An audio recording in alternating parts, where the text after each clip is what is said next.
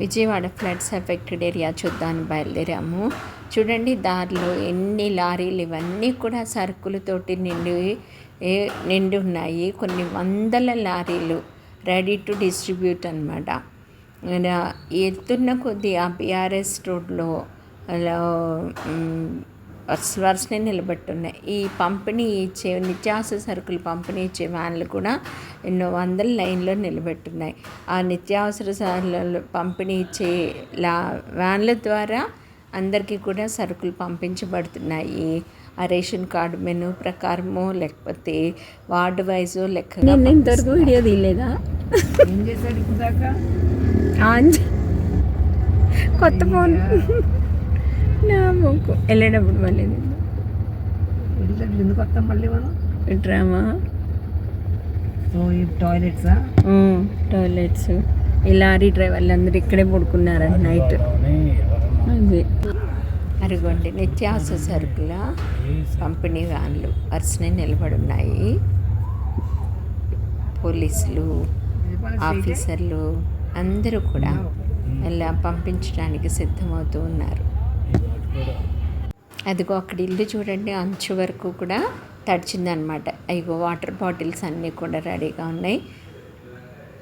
వీళ్ళు వరద బాధితులు తిరిగి వెళ్ళిపోతున్నారు. ఇంకా ఒక అడుగు పెరిగిందంటే ఈరోజు నీరు వెనక్కి తిరిగి వాళ్ళ చుట్టాల ఇళ్ళకి బయలుదేరి వెళ్ళిపోతూ ఉన్నారు.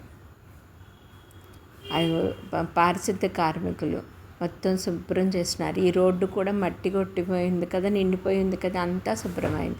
అందరూ వెళ్ళిపోతూ ఉన్నారు జనాలు. ఈ రోడ్డు చూడండి, రోడ్డు ఇంక చూడండి, అంతా శుభ్రం చేస్తూ ఉన్నారు. అరకు వెళ్ళిపోతున్నారు.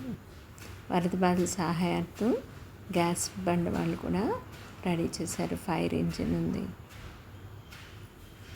అది ఉన్న వరద ముంపు ప్రాంతం ఇదంతా శుభ్రం చేశారు. ఆ చెత్తంతా ఎత్తి పారబోస్తున్నారు. రైలు మార్గాలు మళ్ళీ సిద్ధమయ్యాయి.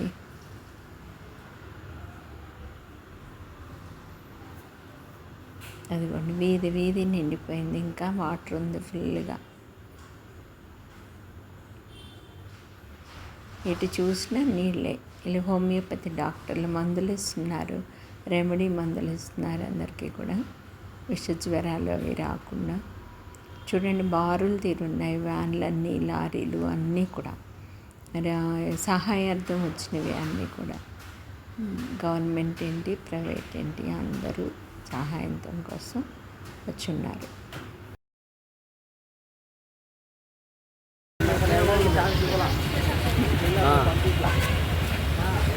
మనం చేయాలి స్వయంగా అదే. అదిగోండి బారులు తీరిపోయినాయి. ఎక్కడెక్కడికో సేవ చేయడానికి వెళ్ళే వెహికల్స్. 108 అన్నదానం అంట, అందరూ వెళ్తున్నారు. ఇవాళ మళ్ళీ ఒక అడుగు నీళ్లు పెరిగాయని భయపడుతున్నారు జనాలు. డిజాస్టర్ మేనేజ్మెంట్ వాళ్ళు చూడండి, ఎన్డీఆర్ఎఫ్ వ్యాన్, అదే నివాసం వాళ్ళకి, ఇందులోనే ఉంటున్నారు.